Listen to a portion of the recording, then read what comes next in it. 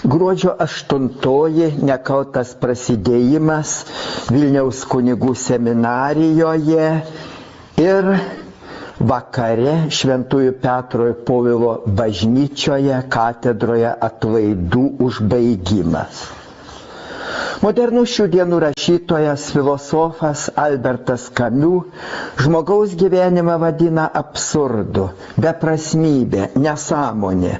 Žmogaus sutvėrimo istorija, jo nusikaltimą rojuje, sunaikinimą tvano metu, jis sulygina su garsiuoju graikų mitu apie Sizifą.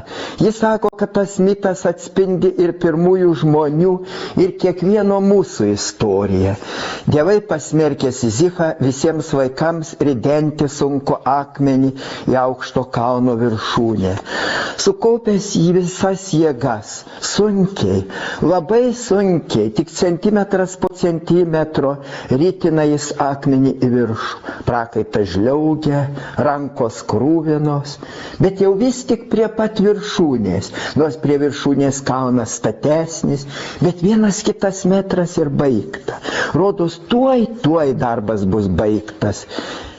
Bet, kad ir kaip besistengia, jau akmuo ne iš vietos. Dar pavargus, staiga akmuo su trenksmu ima riedėti žemyn. Ir vėl visą iš naujo. Ir tai per amžius. Šitaip mūsų gyvenimą aiškina Albertas Camus. Žmogus vargsta ir savo vargo nebaigia. Nuo mirties bėga ir nepabėga. Siekia laimės ir nepasiekia. Svajoja apie džiaugsmą, bet sutinka tik liūdesį. Rodos, šiandien tokiai minčiai pritarė ir pirmasis skaitinys pradžios knygos 3 skyrius. Amžinai turėsime kovoti su šėtonu gyvate, angis vis tikosi gelti mus, gimėme verkdami ir mirsime verkdami. Ir jeigu paskaitytume tą pradžios knygos skyrių daugiau, tai rastume, jog amžinai reikės savo veido prakaite valgyti duoną, vyras geis moters, moters vyro ir amžinai bus nepatenkinti, paleistuvystės. Rodos kaip tas Sizifo akmuo. Troškimas be išsipildymų. Betgi šios dienos švenčiausios mergelės Marijos šventė mums piešia ir kitą paveikslą. Žmogaus išaukštinimą, kuris ateina per Dievą. Per žmogaus sakoma taip Dievui. Juk Marija ištariusi taip, sužinojusi visas aplinkybės, kaip ji taps Dievo sūnaus motina, ji nuostabių dalykų daro.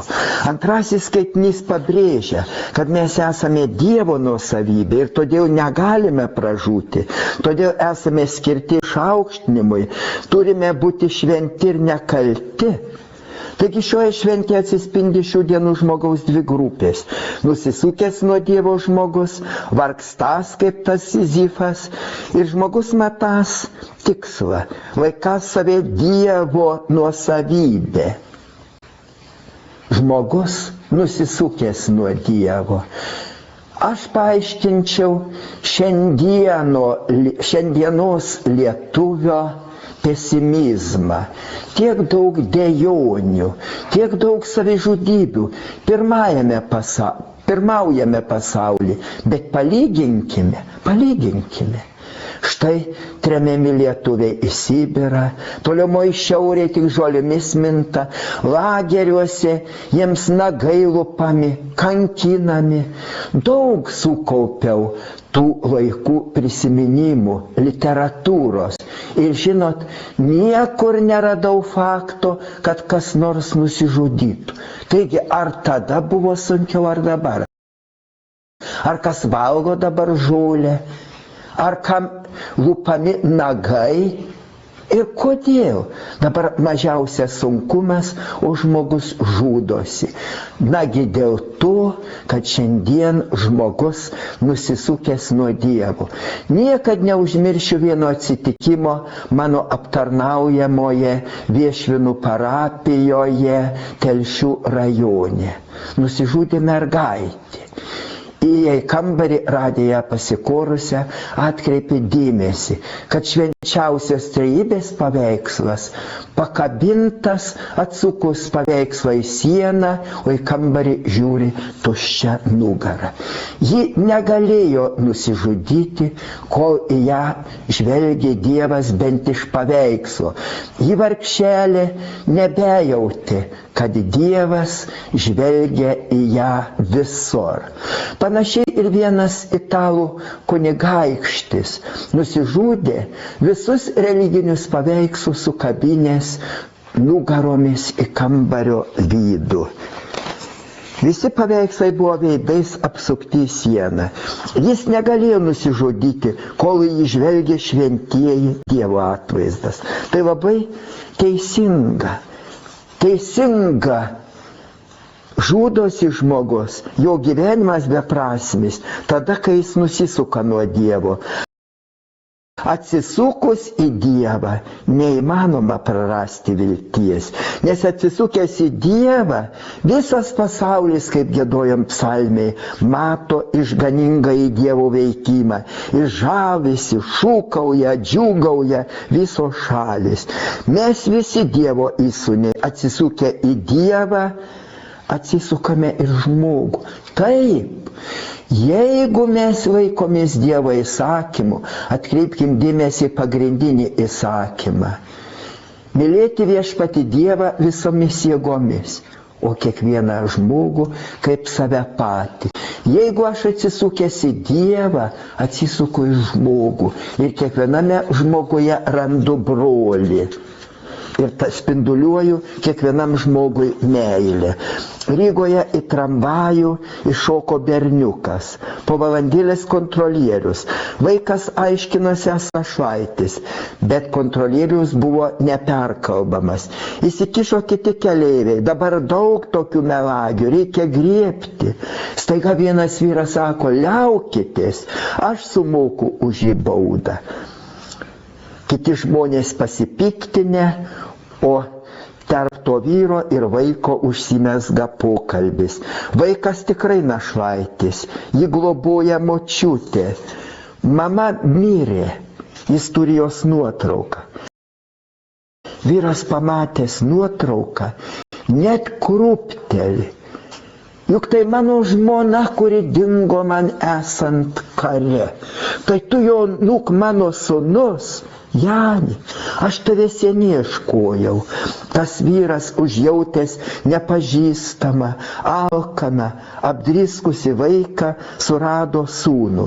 Ir mes, jei į kitą žmogų žiūrėtume su užuojauta, su meile, kurią mums įsako tikėjimas, ne kartą viens kitam būtume tėvais, broliais, seserimis, ne kartą viens kitą išgelbėtume, juk esame to paties Dievo tėvo vaikai.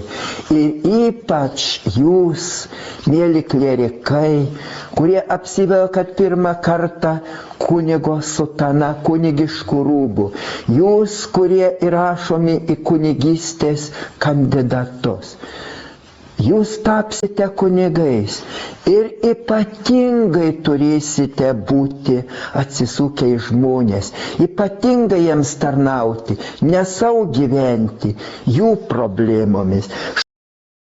Štai neseniai tas skandalas su Daujėnų klebonu. Nesvarbu, kad žiniasklaidos kaltinimu nepatvirtino prokuratūra. Vargiai aš jį būčiau galėjęs gražinti jo parapijas, jei netikinčiųjų liudijimai, jei ne jo ypatingas atsisukimas į žmonės. Žmonės delegacijomis važiavo pas mane ir liudijo. Mes neturėjom tokio kunigo. Galėjom ir naktį skambinti. Jis nė žodžio nesakęs važiavo pas ligonį. Galėjai pasikreiptis dėl laidotuvių, nė lito neturėdamas. Jis net neklausė. Sutarė laidotuvės, jei turėjai, paukojai. Moteriai sudegė malkos, jau kitą dieną į sunkvežimį atvežė. Žmonės sakė, kas iš to vyskupai tu paskirsi kokį šventuolį, o jis bus neprieinamas, grubus. Ką mums tokio reikia? Taigi, ypatingo atsisukimo į žmonės, brangus klierikai, šiandien pasaulis nori, pasaulio žmonės nori, tada jie ras jumyse atsvarą, tada jie nepasiduos gyvenimo absurdui. Teko skaityti pasakojimą, kaip vienoj parapijoje jau prie mirties sunkiai sergantis klebonas. Iš tai sužino, kad taip pat mirties patale guli didžiausias tos parapijos bedievis. Nuo vaikystės jau nebebuvęs bažnyčioje ir nusiteikęs prieš tikėjimą. Jis siunčia vikarą. Sakyk, klebonas nori, kad tu susitaikytum su Dievu. Klebonas nori kartu su tavimi būti danguje. Tu gali. Vikaras grįžta be vaisių. Vėl siunčia ir vėl tas pats. Staiga klebonas vyrams sako, imkite neštuvus, guldykite ant jų mane ir neškite pas tą ligonį. Gydytojas atkalbinėja, kunige, tokioj būklei, tokia temperatūra, laukia 25 šalčio, pritrauksite šalto oro ir galbūt galas. O klebonas, neškite, aš esu pažadėjęs ir už jį atiduoti savo gyvybę, jeigu reikės. O dabar aš matau, kad reikia. Nuneša jį pas ligonį, tas, kas čia per maskaradas, ką tai reiškia?